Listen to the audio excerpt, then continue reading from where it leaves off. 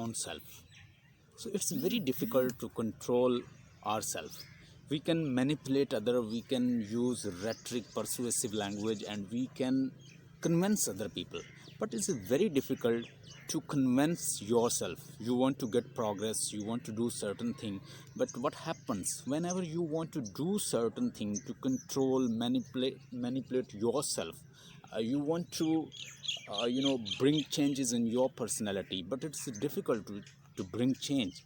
So today I would like to discuss how we can control on ourselves, how we are empowered to control our own self.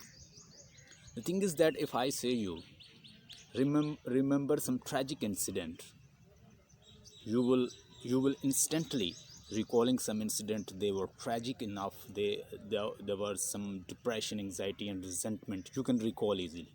But now I say you recall some moment when you was very happy, when you enjoyed your life, when you was happy, you had a great time with your friends, with your colleagues and with your relatives and with near and dear. So it will be very easy to recall all these incident, moments, events you spent. So this way, if you got control on yourself to recall bad moment as well as happy moment, same way we have control on our body. There is a limbic system, which is all about emotions, and there is our rational self as well. So there is conflicts. There are some conflicts going on in our rational self and in our emotional self. We have to create coordination and balance over here, and it's one of the toughest work that one has to do.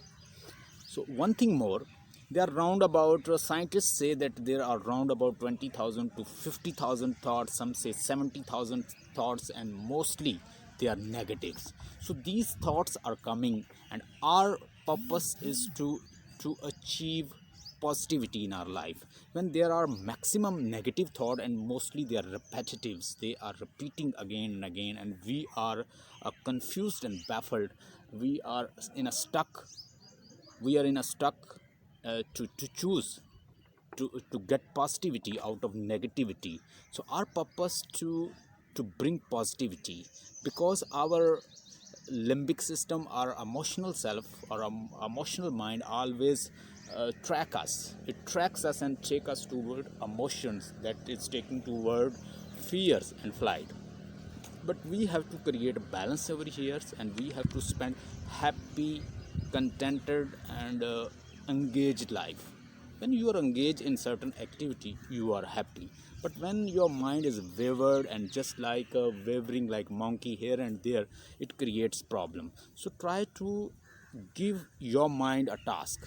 Once you give task to your mind, it will be focused and it will be happy.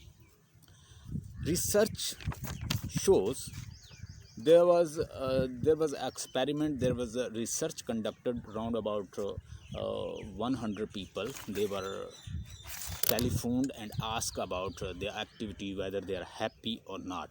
So mostly people, when they were telephoned, they were asked about their activity. They asked whether you are engaged in your activity or you are interested to do whatever you are doing. They say that we are not interested. And the last question researcher asks, are you happy what you doing? They replied, we are not happy. So the same way, whatever you do, you must create interest. Once you are interested to do something, you will be happy. So happiness lies when you are focused, when you are engaged, once you do something with your passions. So get your passions and start doing work on this. So this is what can bring good result, good output, productive result, rather than stuck state. So don't be in a stuck state. Bring yourself some stuck to unstuck.